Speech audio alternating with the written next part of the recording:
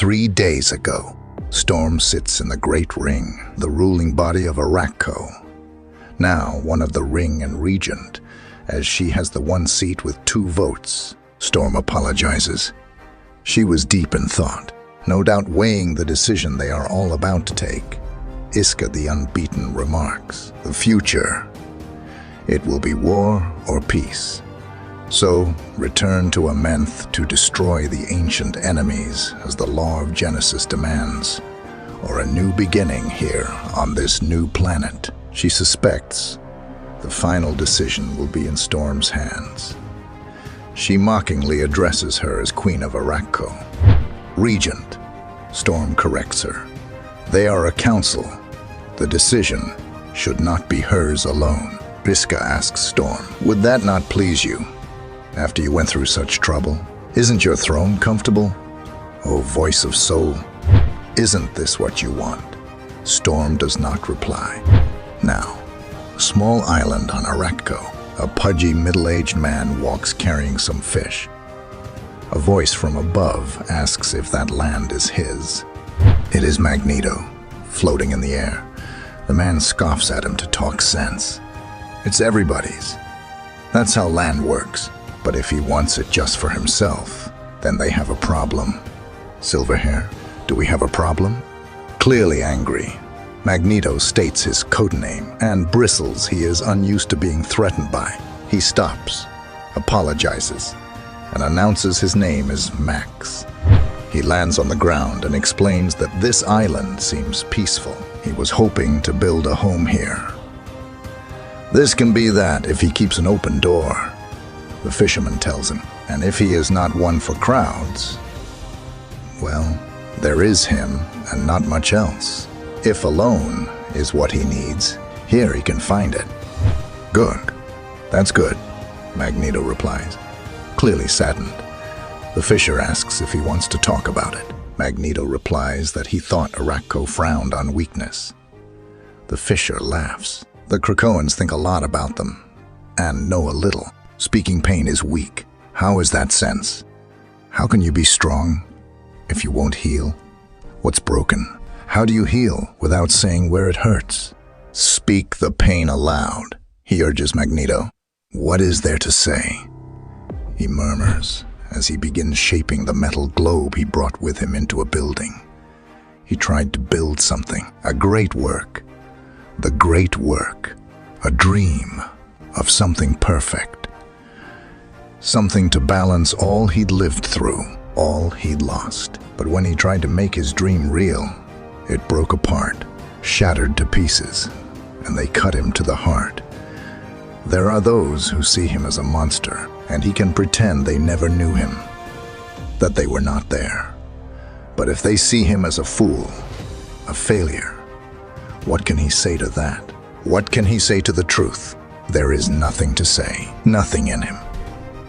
Nothing left. What he sees here, this latest great work he has embarked on, he points to the Autumn Palace he has created. A comfortable grave for him to die in, no more than that. Port Prometheus, Spaceport, the Red Lagoon, a new club and bar. Its owner, Roberto da Costa, also known as Sunspot, sits at the bar, talking to Kobak. He explains it is a nice little investment, but at the end of the day, it's a spaceport bar. He needs somewhere with acoustics. This planet needs a party palace. He wants to be the David Mancuso of Mars. Arakko, Kobak corrects him, and he has no idea who that is. Roberto lectures him. He made the dance floor what it is today. Has he ever danced a disco? Kobak tells him he hasn't. He was born as the final siege raged, over a century past. His first love died in the prisons. His name was Tarlo.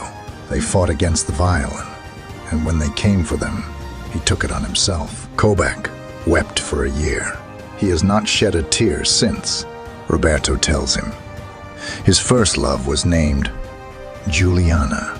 She loved him against the odds. Saw something in him he hadn't seen himself yet. Then, she died to save his life. So, he lives. He raises his glass. "Here's to the business of living," he tells Kobak, who returns the gesture. He sees Roberto, and he has a place in the Broken Land. Roberto jokes that he's great, but he needs to know if Nile Rodgers has. He breaks off when he notices Vulcan berating a Shi'ar envoy. Doesn't he know who he is? Vulcan shouts. The Shi'ar nervously points out he has diplomatic immunity. He is immune to challenge. Vulcan scoffs at this. Does he think him Arrakki? Has he already been forgotten? The Shi'ar tries to hint that there are certain vagaries as to what may officially be recalled. His face is familiar, he admits. Vulcan grabs him by the front of his shirt. Because he is him, he hisses, the one they fear and adore. He is Vulcan. Energy flares from his mouth and eyes as he rants that he led the Shi'ar Empire to true greatness. He is fire, and he never died. He heard how Gladiator usurped the throne, how he gave it to Lalandra's line, to Xandra Xavier. But it wasn't his to give because he never died, the Shi'ar begs, which pleases Vulcan. Perhaps it was fate, he mumbles. He is a Summers, and every Summers must kill his Xavier in the... Roberto interrupts his ramblings. He doesn't like shenanigans in his bar, at least not shenanigans. He didn't start. So is this what they'd call a shenanigan, Mr. Summer? Vulcan lets the Shi'ar go. He's heard of him, Vulcan states. He owns the Red Lagoon. Turning to his solar-powered form, Roberto announces it is step one of his larger plan. He thinks Arakko is the place for a major disco resurgence. He's not even joking. Anyway, that makes the nice young gentleman a customer. And round here the customer is king. He trails off as against his will. He powers down. King? Yes. Vulcan grins as he has absorbed Sunspot's solar power. He attacks with an energy construct fist. But Roberto dodges the attack. He has fought without powers before. Vulcan strikes him and asks how that worked out for him. At the bar, Kobak is disgusted that Vulcan is a weapons thief. The Shi'ar delegate asks him to help his friend. Help him in a one-on-one fight? Kobak asks in disbelief. He won't insult a man he has just met. Vulcan sneers at Roberto. Look at him. Who is he? With his human suit, his human money, his human bar. What is he doing on the mutant planet? Vulcan knows why he is here. He is a king, the fire of empires, and he is a Summers, Krakoan royalty. Suddenly, a heavy hand lands on his shoulder. He turns around to stare up at John Proudstar, the original Thunderbird. He's a Summers, huh? John asks. Does he know Cyclops? He's his brother. Vulcan stammers at the taller man. Can he help him with something? Proudstar hits him in the face. He can tell his brother he can go freak himself. Vulcan identifies him. One of the also-rans who left him on Krakoa to die. Thought he was Krakoan royalty. John points out as he grabs a table. Sorry for not catching him last time. He'd have snapped his pencil neck when he had the chance. He hits Vulcan with the table.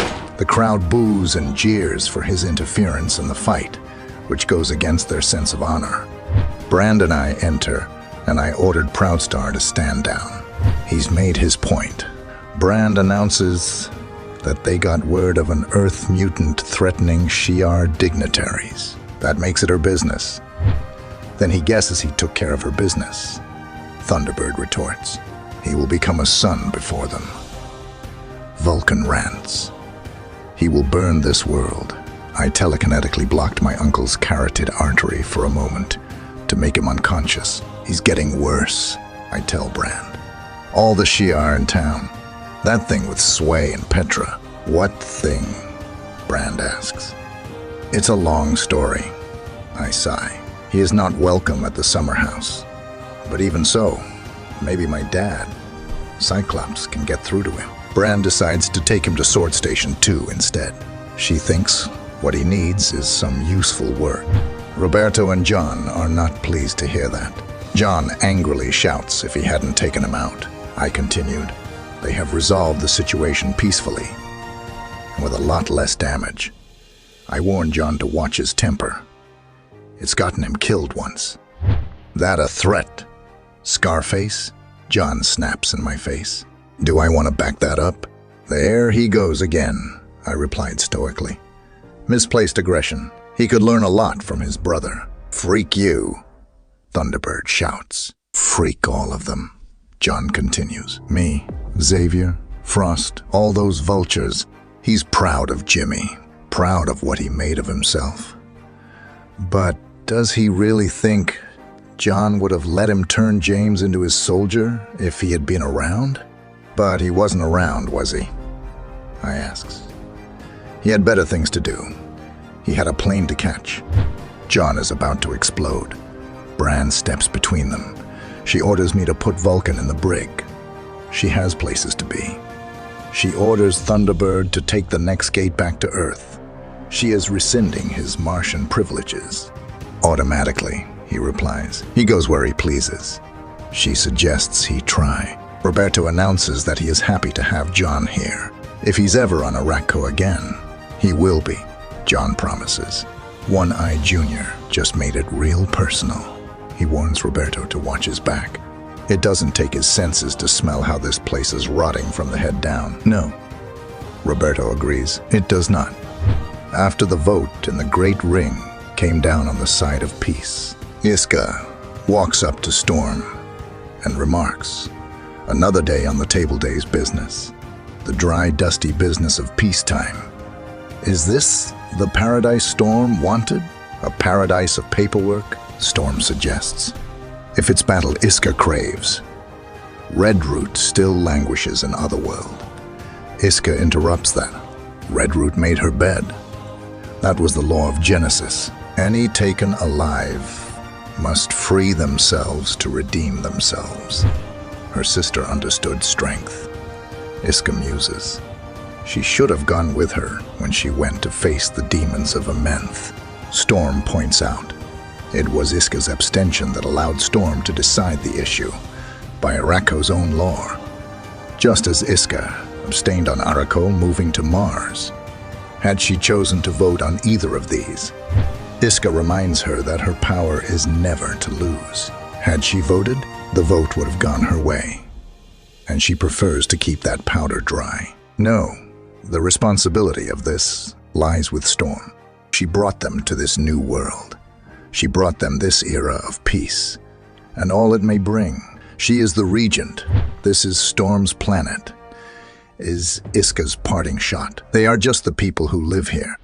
Storm's mind flashes back to the accusations of Nameless that Storm is not of Arakko. She was not there. She is brought out of her reverie by Commander Brand, who remarks she just came from the Red Lagoon and felt the need to speak to the Queen of Mars. Regent of Arakko. Storm corrects her. If you say so, Your Majesty. Brand mocks and suggests they walk and talk. Brand begins. When Krakoa colonized Mars. Storm interrupts. They never colonized anything. This wasn't someone's land. This was a dead rock until they gave it a chance to live and thrive. What Krakoa did here was resurrection. When Krakoa appropriated Mars, Brand corrects. It was a solution to a problem. What to do with an island full of violent morons who live to cause trouble. Storm retorts, a few groups of roaming bandits don't represent a whole society. Roaming bandits with high-level mutant powers, Brand points out. She's got the head of the Great Ring's quotes on file, saying Krakoa should have conquered Earth. Storm muses. She is a little tired of Isca's big talk. She fought against Arakko all through the war. Why is she treated as the voice of the people now? Why is Storm voice of Sol? Brand reminds her. The point is, Arakko needs a controlling influence, and she thinks that's a job for the X-Men. Cultural ambassadors setting a good example, she explains. Isn't that what the X-Men have always been?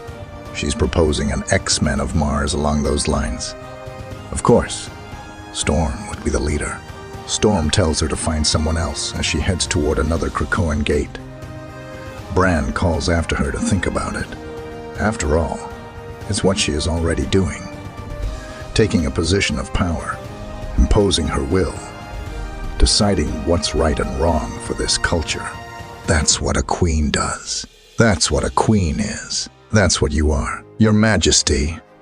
Storm heads through the gate into what looks like a throne room. Is that what she sees? She asks as she takes off her earring hair ornament. A throne? A crown? Was she this in the crowds of Cairo? On the rooftops of Tokyo?